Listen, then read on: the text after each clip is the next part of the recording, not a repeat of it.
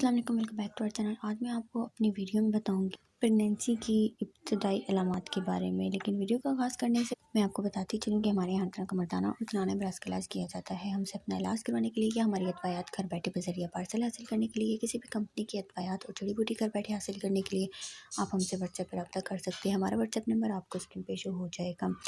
उसके अलावा आप हमारी वेबसाइट खोलकर दवाखाना.com पे भी विज़िट कर सकते हैं। अब मैं वापस आती हूँ अपने वीडियो के टॉपिक की तरफ। तो आज मैं आपको हमला होने की इब्तदाई अलामात के बारे में बताऊँगी। जो ख़वातीन की बॉडी में अलामात होती हैं, जो चेंजेस आती हैं, वो हार्मोनल चेंजेस की वजह से अलामात शो होने लग जाती हैं। क्योंकि जब एक औरत प्रेग्नेंट होती है तो उसके जो हार्मोन्स होते हैं वो चेंज होने लग जाते हैं, जिसकी वजह से उसको डिफरेंट चीज़ें फ़ेस करनी पड़ती हैं। जैसे कि उसके सर का भारी हो जाना, सर दर्द रहना, या फिर बहुत ज़्यादा थका फ़ील करना। जैसे कि थोड़ा सा काम किया और बहुत ज़्यादा जो है वो थकावट फ़ील करने लगी हैं। ये इस वजह से होता है क्योंकि ब्लड सर्कुलेशन हो रही होती है और हार्मोन्स चेंज हो रहे होते हैं, जिसकी वजह से ये सब होना लग जाता है। उसके अलावा चक्कर आने लग जाता है। ये चक्कर इस वजह से भी आ सकता है क्योंकि उनकी शुगर लो हो सकती है या फिर खून में कमी हो सकती है। तो लिहाजा अगर चक्कर बहुत ज़्यादा आते हैं तो उनको फ़ौरन अपने गायनेकोलॉजिस्ट से विज़िट करना चाहिए और चेक करवाना चाहिए कि उनकी शुगर बहुत ज़्यादा लो तो नहीं है या फिर कोई खून की कमी तो नहीं है जो उनके लिए आगे प्रॉब्लम का बायस बने। तो अगर खून की कमी फ़ील होती है तो वो आयरन रिच फूड जो है इस्तेमाल करें। उसके अलावा डिहाइड्रेशन से बचें, पानी का इस्तेमाल ज़्यादा से ज़्यादा करें। उसके बाद आ जाती है इम्प्लांटेशन, ब्लीडिंग और क्रैम्पिंग या दर्द वगैरह होना। जैसे कि दाग लग जाते हैं या फिर दर्द होता है। तो अगर तो ये ज़्यादा हो रहा है कोई, तो फिर उस वक्त जो है आप फ़ौरन अपने गायनेकोलॉजिस्ट के पास जाएं और गायनेकोलॉजिस्ट से विज़िट करके जो है अपना अल्ट्रासाउंड वगैरह कराएं, ताकि पता चले कि अगर ब्लीडिंग हो रही है, ज़्यादा ब्लीडिंग हो रही है तो वो किस वजह से हो रही है। अगर बहुत ज़्यादा शदीद दर्द हो रहा है तो क्यों हो रहा है। नॉर्मल दर्द होना तो प्रेगनेंसी में एक नॉर्मल चीज़ होती है। उसके अलावा आ जाते हैं ब्रेस्ट इंटेंसी और उसके अलावा हैवीनेस होना। ये भी ड्यूरिंग द प्रेगनेंसी जो है नॉर्मल होती है, क्योंकि ये भी एक प्रेगनेंसी की अलामत है। ये स्टार्ट में होता है। उसके अलावा नोज़िया और वॉमिटिंग होना। अगर बहुत ज़्यादा नोज़िया वॉमिटिंग तो एक नॉर्मल चीज़ होती है ड्यूरिंग द प्रेगनेंसी, लेकिन अगर बहुत ज़्यादा उल्टी आ रही है तो उस सूरत में फ़ौरन अपने गायनेकोलॉजिस्ट के पास जाएँ।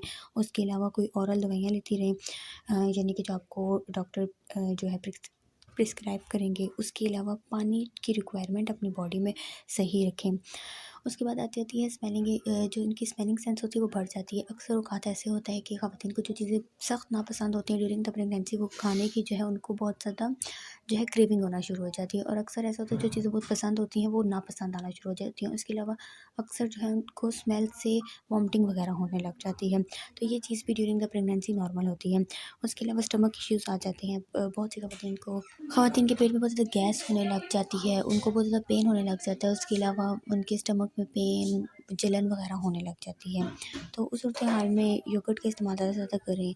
और ख़वातीन को चाहिए जब वो खाना खाती हैं तो वो वक्फ़े से खाएँ, एकदम से अपना पेट ना फुल कर लें। उसके अलावा वॉक करती रहें। उसके अलावा फ़ाइबर का इंटेक करती रहें ताकि उनको स्टमक के इश्यूज़ ना हो। क्योंकि वैसे तो स्टमक इश्यू नॉर्मल होते हैं, लेकिन अगर इसका ध्यान रखा जाए तो इसको हल किया जा सकता है।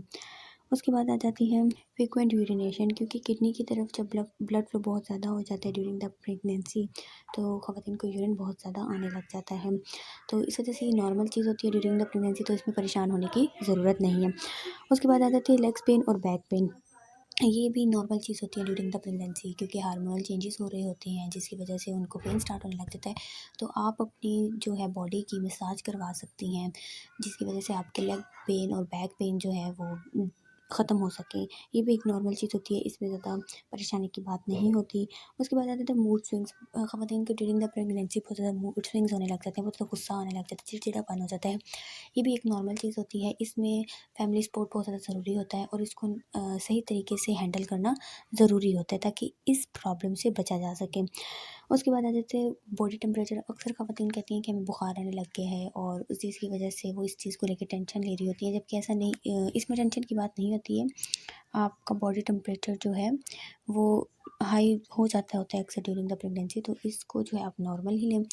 हाँ, अगर आपको कोई ज़्यादा इशू होता है, कोई ज़्यादा सीरियस किस्म का इशू होता है, तो फ़ौरन अपने गायनेकोलॉजिस्ट के पास जाएँ। अगर आपको कोई भी प्रॉब्लम आती है नज़र, मूड स्विंग से भी रिलेटेड अगर आप जाना चाहते हैं गायनेकोलॉजिस्ट के पास, तो भी आप उनके पास जाएँ। उसके अलावा बहुत से लोग कहते हैं, एक मिसकंसेप्शन है कि स्टार्ट में गायनेकोलॉजिस्ट के पास आने की ज़रूरत नहीं होती, जबकि ऐसा नहीं है। अगर आपको कोई प्रॉब्लम हो रही है तो आप स्टार्ट में ही अपने गायनेकोलॉजिस्ट से विज़िट कर लें, ताकि